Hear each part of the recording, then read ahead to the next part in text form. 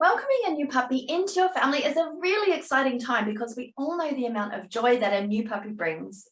Bringing a puppy into your life is a huge investment though, so it's really important that you take time to do your research before choosing your puppy. Being armed with the right information can help you choose a happy, healthy, and well-adjusted puppy and help avoid costly health and behavior problems further down the track. Now, when you're choosing the breeder in your puppy, there are three main areas of the puppy's background that you want to focus on. By asking the breeder specific questions in these areas and by carefully considering their answers, you'll get a good idea about whether the breeder is ethical, whether their priority is raising genetically and behaviorally sound puppies, and whether they genuinely care about their dogs and puppies. Or you'll get an idea of whether their priority is just making a quick buck out of the puppies and then moving them on as quickly as possible without providing ongoing support to puppy parents and without putting good breeding practices in place. With the help of these questions and the answers, you'll also get a good idea about what type of puppy to expect and whether they're likely to be a good fit for you, your family, and your lifestyle.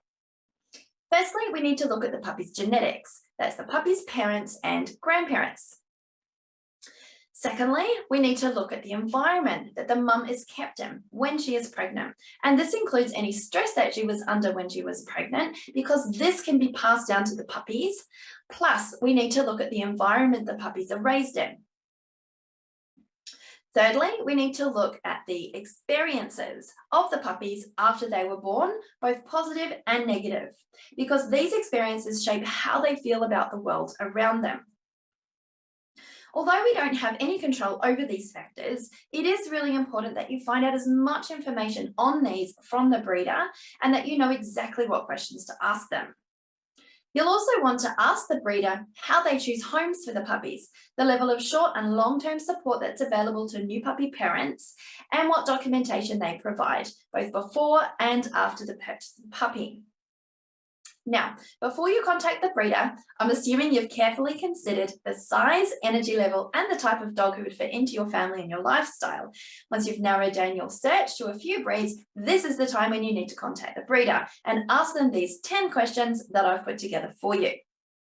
If the breeder is reputable and responsible, then they should be able to answer these questions both willingly and easily. But if they can't answer them, or they're not prepared to help you with your questions, or if you're not satisfied with the information they're giving you, then quickly move on and continue your search because there's plenty of other options out there. So here are the 10 questions to ask the breeder before choosing your puppy. Question 1, did the breeder plan for this litter and how many litters has the mother had? A responsible dog breeder plans each pregnancy ahead of time and knows that there's enough demand for the puppies, and this ensures that they all go to good homes. Ask the breeder if the pregnancy was planned, how many litters the mum has had because she shouldn't have had any more than 5 over her whole life, and ask what they do with any puppies who aren't sold because a responsible breeder will hold on to them until they find suitable homes. Question number 2, what are the living conditions for the dogs and can you visit? To avoid supporting puppy farms, it's vital that you visit the puppy at the place where they were born. The place should be clean and there should be enough space for the puppies and the breeding dogs. Check that the puppies and breeding dogs are friendly towards you and each other, and ask about the breeding dog's behavioural history, including whether they're fearful towards anything, because this can be passed down to the puppies. If the breeder won't let you visit, then find a different breeder and never ever buy a puppy from a pet shop. Question number 3. Does the breeder screen for any known disorders or anatomical problems specific to the breed and exclude dogs with problems from breeding? Different breeds are predisposed to different genetic disorders or diseases, so find out what genetic disorders or diseases your chosen breed is predisposed to, and then ask the breeder what steps they've taken to prevent them, and ask them to provide the documentation showing the tests that have been carried out on the breeding parents and grandparents if possible. So if you're considering a purebred dog, make sure there's no close relative matings, and this will minimize the risk of inherited problems. Question 4, what are the temperaments of the parents and grandparents? Can you meet them and see how they interact?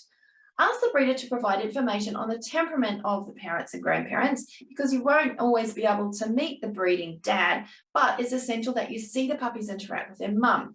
Is she caring or is she aggressive? Observe how the puppies interact with their litter mates. Are they hyperactive, calm, confident, or fearful? This will give you useful information to help you decide whether the personality of puppy is right for you and your family. Question number 5, where are the puppies raised and what socialization experiences are provided by the breeder before they go to their new home? Early socialization experiences are critical in helping develop a confident, adaptable, and resilient puppy. And there's not so much that a breeder can do to set your puppy up to have the best start to life possible. Where's the whelping box? Is it in the main area of the house? So the puppies are exposed to smells, sounds, people, and other animals. What enrichment is provided to the puppies? Are they crate trained? Have they experienced basic husbandry and handling? Has the breeder started to teach separation from their mum and litter mates? You'll need to continue this education after you bring your new puppy home, but the breeder should be giving them a good head start. Question number 6, are the puppies weaned when they go to their new homes? It's really important for puppies to stay with their mum and litter mates at least until they're fully weaned at around 7 weeks of age, and they shouldn't really be released to their new homes until about 8 weeks of age. Now, there may be some exceptions to this due to medical reasons, but if the breeder mentions releasing the puppies earlier than 8 weeks, this can negatively impact their development. Question number 7, does the breeder screen all interested applicants to assess whether they'd be a suitable match for the puppies?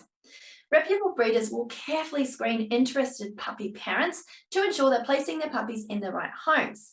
They'll ask you questions about your family environment, lifestyle, and why you're interested in that particular breed, and they'll only release puppies to suitable applicants. Question number 8, can you get references from previous buyers, and are they open to talking with you about their puppy and give a second opinion of the breeder? Meeting dogs from the breeder's litters and talking with previous buyers can give you the opportunity to get a second opinion on the breeder and decide whether or not they're right for you. Question number 9, is there a contract of sale and can the breeder provide a copy for you to review? A contract of sale will state the responsibilities of both you and the breeder so that you're clear on what to expect. Asking to review the contract prior to selecting your puppy will ensure you're comfortable with the terms and conditions. And finally, question number 10, does the breeder provide ongoing support and information after purchase? The breeder should provide information about things like diet and nutrition. They should microchip the puppy, provide their first vaccination, complete a vet check, and complete worming and flea treatments before sending puppies to their new homes. A reputable breeder will keep the lines of communication open after puppies go to their new homes, and they should also offer to accept return puppies if their new home isn't suitable or if there are health problems for an inherited disorder. Selecting a puppy isn't just about looking at photos. There's so much more to it than that. It's about fully understanding the puppy's genetics and any health risks, carefully looking at the environment they're raised in, asking the breeder questions about the socialization experiences they're exposed to in their first few weeks, and finding out what level of support the breeder will provide you with post-purchase. Go through these 10 questions with any prospective breeder so you can choose the best puppy for you and your family and be confident that they'll have the best chance at a happy and healthy life ahead.